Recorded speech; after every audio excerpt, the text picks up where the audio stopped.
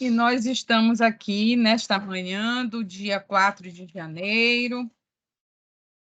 Estamos aqui nesta manhã do dia 4 de janeiro para apreciar a defesa do trabalho de conclusão de curso de Shirley Silva Ribeiro, o trabalho na indústria 4.0, estudo de caso acerca do fenômeno da uberização e seus impactos no âmbito jurídico e trabalhista. Shirley, você com a palavra, terá de 20 a 30 minutos para fazer a exposição do seu trabalho.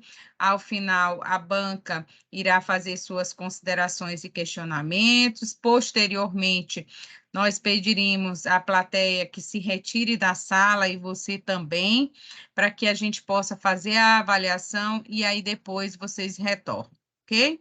Então, bom trabalho para você, parabéns. E com a palavra, Shirley. Valendo, né? Bom dia, primeiramente, bom dia a todos. Eu quero cumprimentá-los e desde já agradecer à banca por aceitar o convite de fazer parte desse momento importante na minha graduação, que é examinar o meu trabalho. Agradeço a minha professora orientadora, Jaqueline Demetrio, o professor Góes e o professor Gustavo. Muito obrigada por aceitarem meu convite para compor a banca e avaliar o meu trabalho. E também cumprimento todos que estão aqui me assistindo. O tema da minha monografia é o trabalho na indústria 4.0, um estudo de caso acerca do fenômeno da uberização e os seus impactos no âmbito jurídico trabalhista. As nossas relações trabalhistas, elas têm sofrido alterações em razão da quarta revolução industrial que nós estamos vivenciando. Ela é marcada pelas inovações tecnológicas do mercado e impactam diretamente no âmbito trabalhista. Então, o trabalho realizado em plataformas digitais, ele está ganhando destaque nesse cenário, está se expandindo cada vez mais e é conhecido atualmente como uberização do trabalho, um termo difundido como resultado do movimento flexibilizatório do trabalho, tendo como referência a empresa Uber. Assim, ao passo que esses novos arranjos produtivos e laborais, eles garantem muitos empregos, eles também consideram trabalhadores microempresários, autônomos, independentes. E com isso, eles suprimem direitos trabalhistas essenciais aos cybertariados. Uma palavra com um conceito muito importante e que eu trouxe ao longo do meu trabalho. Essa palavra é definida por Ursula Hahn, unindo as palavras cibernética e o proletariado, justamente para designar os trabalhadores da indústria digital. Eu trouxe meu problema de pesquisa de uma maneira bem diferente com essas três notícias. E o problema ele paira sobre o seguinte questionamento: de que maneira o fenômeno da uberização ele impacta os trabalhadores no nosso ordenamento jurídico trabalhista vigente?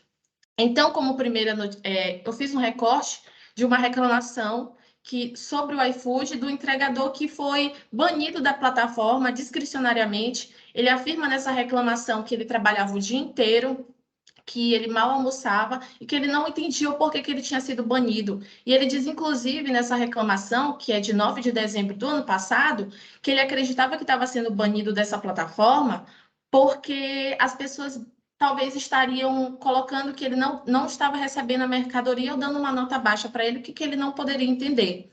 Na segunda notícia do Intercept Brasil, a gente tem o falecimento do Yuri, que ele sofreu um acidente indo fazer a entrega de uma mercadoria e, infelizmente, foi mais uma vítima do trânsito, trabalhando para essa plataforma digital. E na segunda notícia foi do inquérito apurado do acidente do Rodrigo Musi, o ex-BBB que sofreu um acidente. Ele estava de Uber e foi constatado que o motorista que estava levando ele estava cumprindo longas jornadas de trabalho. E, a partir disso, eu venho com a minha hipótese, que ela se resume à intensificação e à informalidade do trabalho, sem garantia de direitos trabalhistas fundamentais, que retrata uma falácia da flexibilidade, da autonomia, e impõe motoristas e entregadores em uma zona de indefinição jurídica no âmbito trabalhista.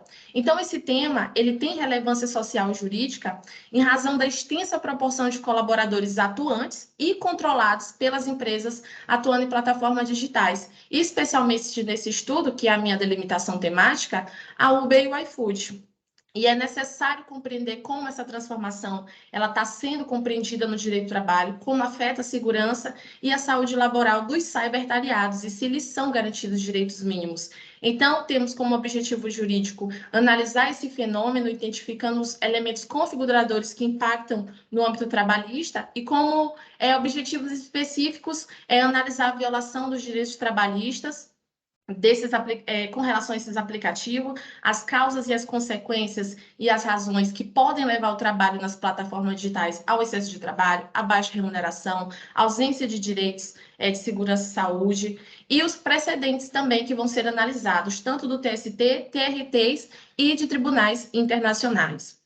A metodologia utilizada foi a pesquisa bibliográfica e documental, feito também análise jurisprudencial, e esse trabalho está dividido da seguinte maneira. No primeiro capítulo, nós temos a introdução, no segundo, a evolução estrutural na produção e organização do trabalho, no terceiro, o fenômeno da uberização na indústria e as relações de trabalho, a questão de precarização e direitos, no quarto capítulo, um panorama jurisprudencial da uberização a nível nacional e internacional, e, por último, as considerações finais.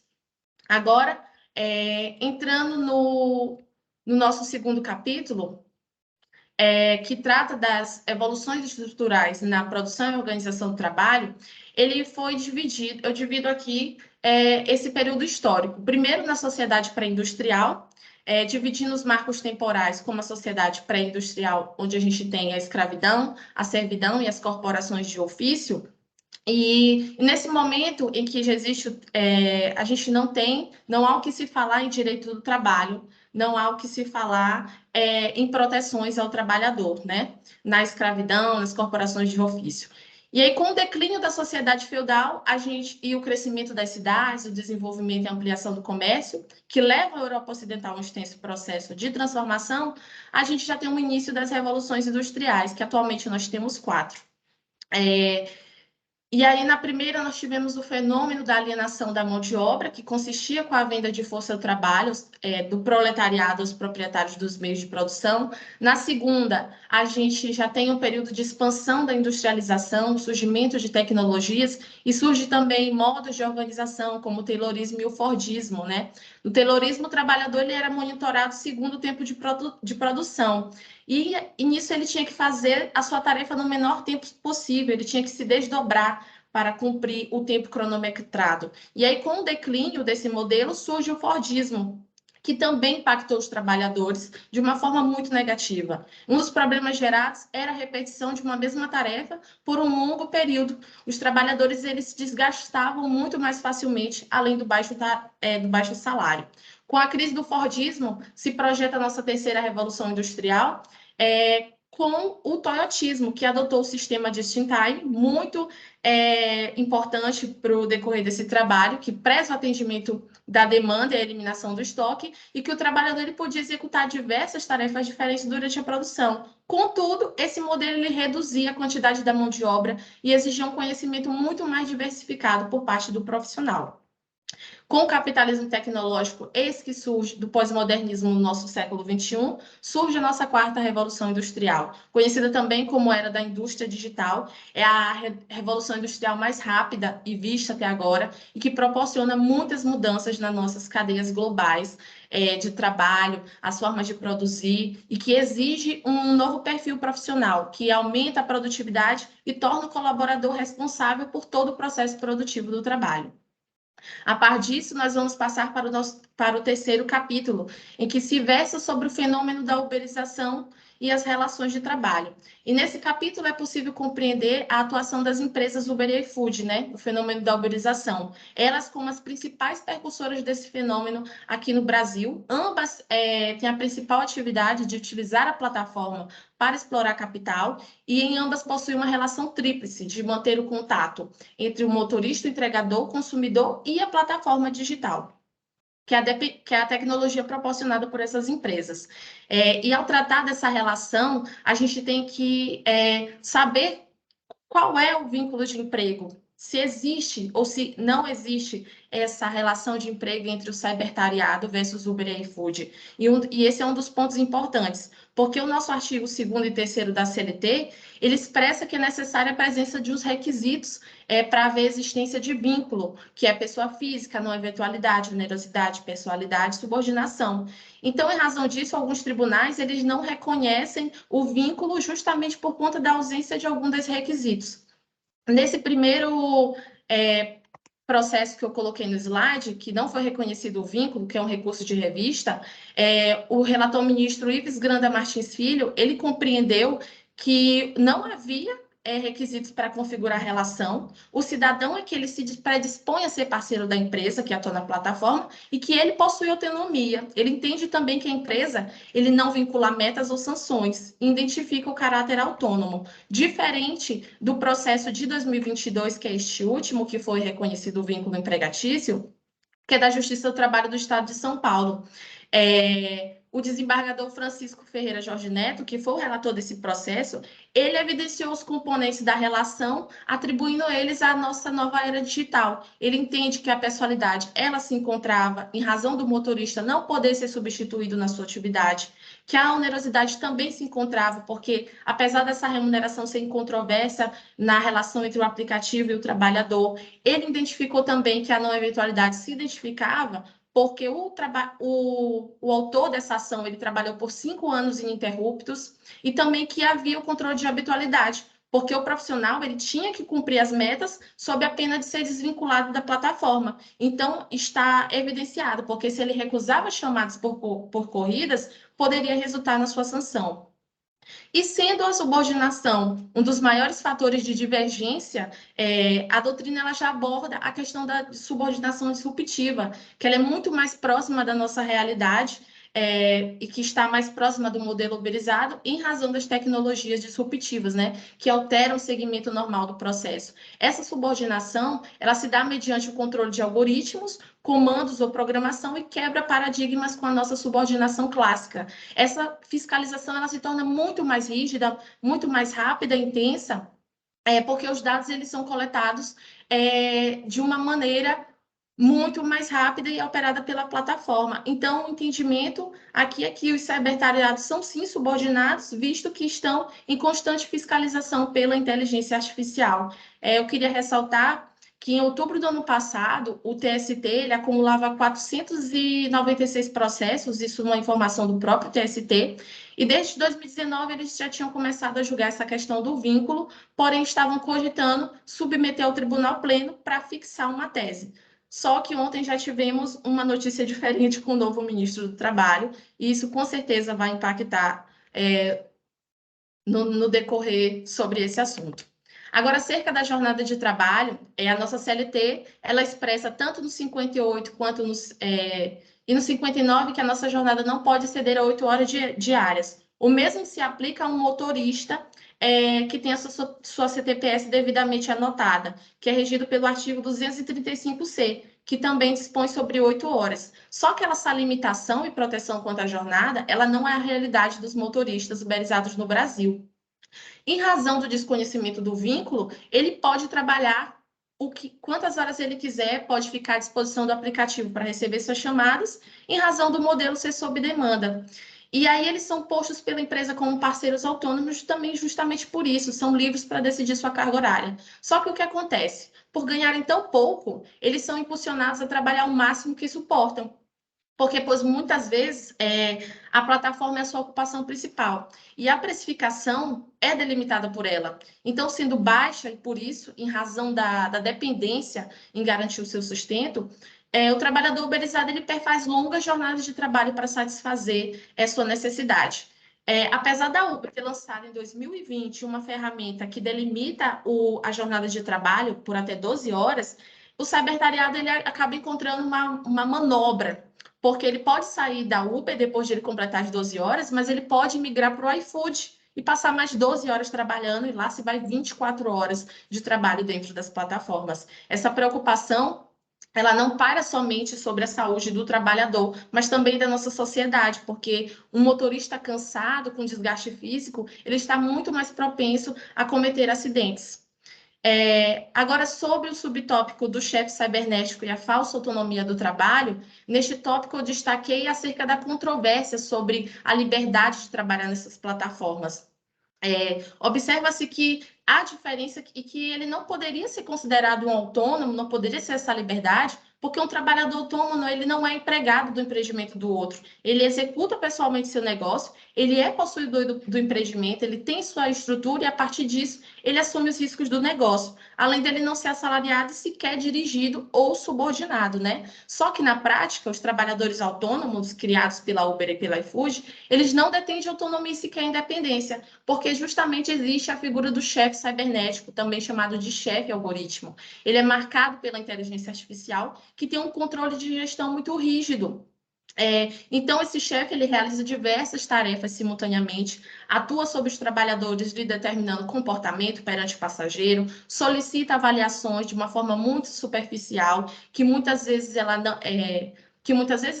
não é obrigatória para a gente que é consumidor, não somos obrigados a avaliar o motorista, mas eu posso simplesmente apertar em bom, ruim, péssimo e está tudo bem para a plataforma. Essa vai ser a minha avaliação sobre aquele determinado motorista ou entregador. Então, o chefe cibernético ele atua de forma discricionária. Aquele trabalhador ele pode perder sua fonte de renda e assim se desfaz da noite para o dia. E assim se desfaz o argumento da autonomia dele ser seu próprio chefe, pois a inteligência artificial presente nessa plataforma, ele subordina o trabalhador aos ditames que já estão programados. Então, não se pode considerar um trabalhador autônomo se ele não detém de poderes para precificar o seu serviço, se ele não pode decidir quem pode ser seu cliente sem medo de represálias ou punições, visto que se ele recusa umas 3 chamadas e são bons clientes, ele já pode sofrer uma sanção com isso. Então, não tem explicação e não possui sequer autonomia de avaliar o seu próprio parceiro, que é a plataforma digital que ele trabalha.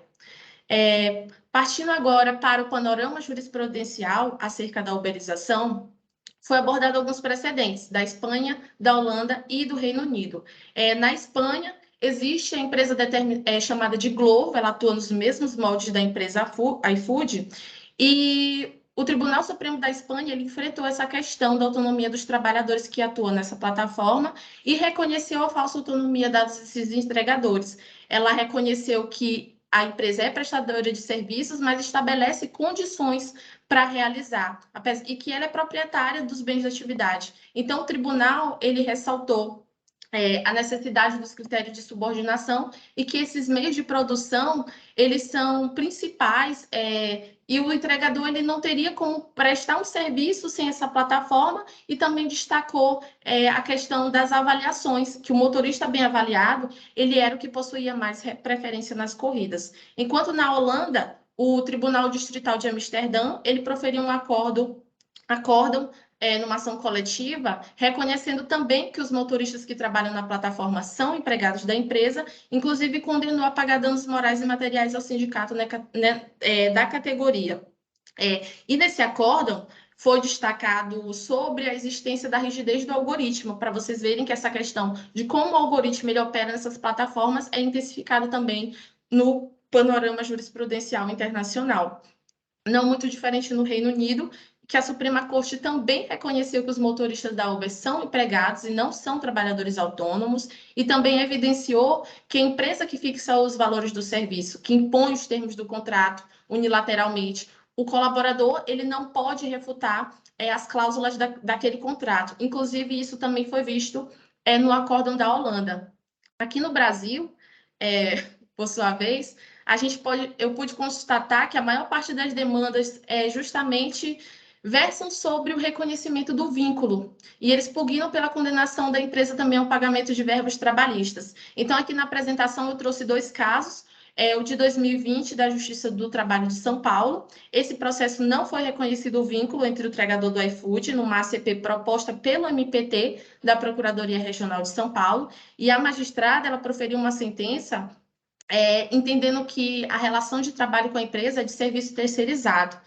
Ela alega na sua sentença que, em razão da recusa de chamadas pelo entregador, não está presente a relação de pessoalidade, e expôs ainda que o trabalhador que decide quantas horas ele quer trabalhar, que horas ele vai terminar sua jornada, e qual entrega que ele vai fazer. Então, julgou totalmente improcedentes os pedidos do órgão ministerial. Enquanto no segundo caso, a Justiça do Trabalho do Rio de Janeiro reconheceu um vínculo do trabalhador e do iFood, e esse entregador ele pleiteava o reconhecimento da relação de emprego. E esse magistrado ele entendeu que se tratava de um novo modelo de negócios em sua sentença, e que esse contrato de trabalho ele contém obrigações que fogem do tradicional. Ele entende que a empresa ela não é uma intermediadora entre o consumidor e o entregador, que ela tem poder diretivo sobre esse entregador justamente por meio da plataforma, e que existe essa subordinação exatamente por esse controle, além de fixar os valores que vão ser recebidos por esse entregador. E que justamente por isso também estava presente a onerosidade, porque o serviço ele não é gratuito, está presente também o requisito da pessoalidade, porque é imprescindível o caráter do trabalhador ser cadastrado na plataforma. Então, ele julgou totalmente procedentes os pedidos do autor nesse referido caso. Partindo para as minhas considerações finais, com a minha pesquisa foi possível, sim, alcançar a hipótese firmada. As empresas Uber e iFood, elas proporcionam, por meio das tecnologias disruptivas, uma reestruturação no ambiente de trabalho, altera a dinâmica que a gente viveu e gera, sim, a precarização do trabalho, a exposição a riscos relacionados à segurança e saúde laboral, ao passo que ele aumenta a lucratividade das suas empresas, ele, de forma falaciosa, dizem atribuir autonomia ao trabalhador, retira suas responsabilidades, retira os riscos do empreendimento, passa esse risco ao motorista e ao entregador, que são submetidos a essa insegurança jurídica e ocupacional.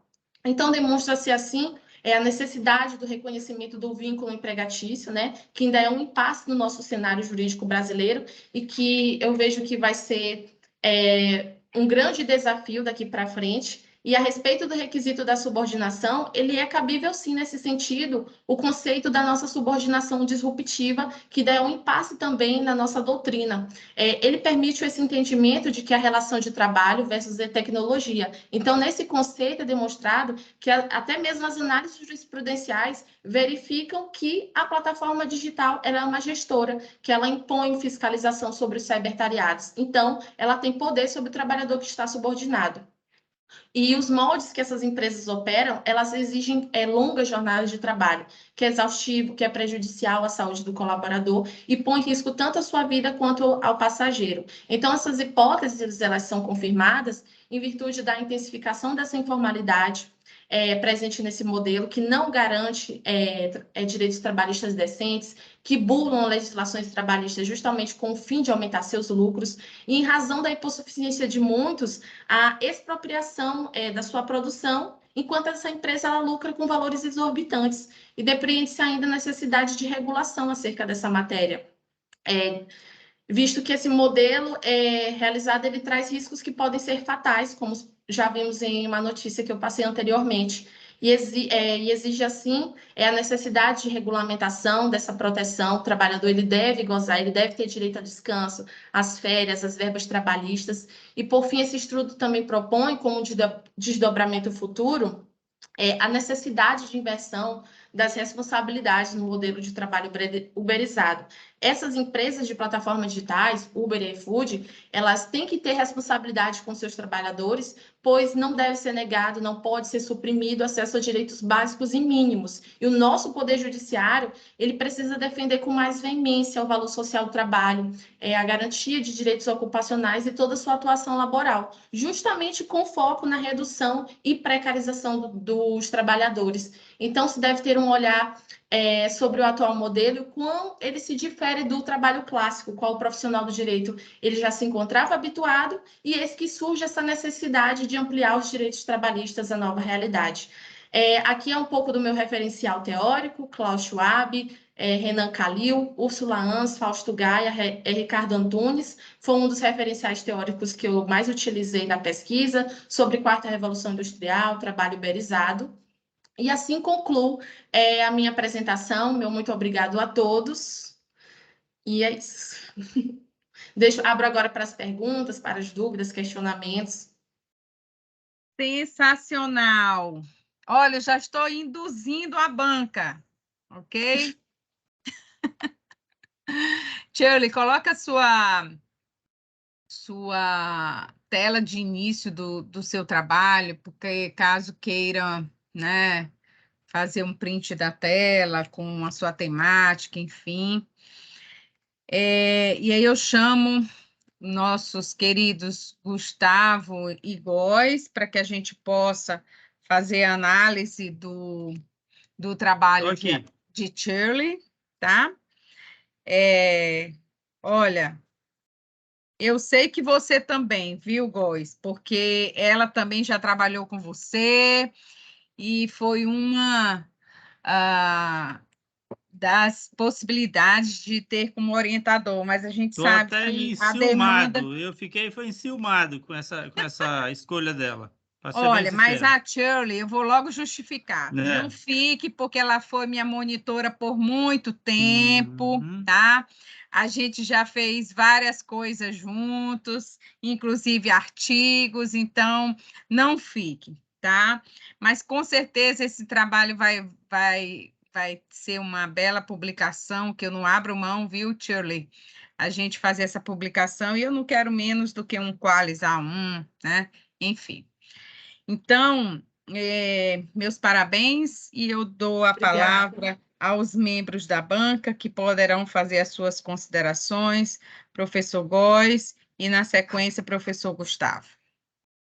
Muito bem. Eu Meu vou. parabéns, Eli, pelo trabalho Obrigada, professor. maravilhoso, tá?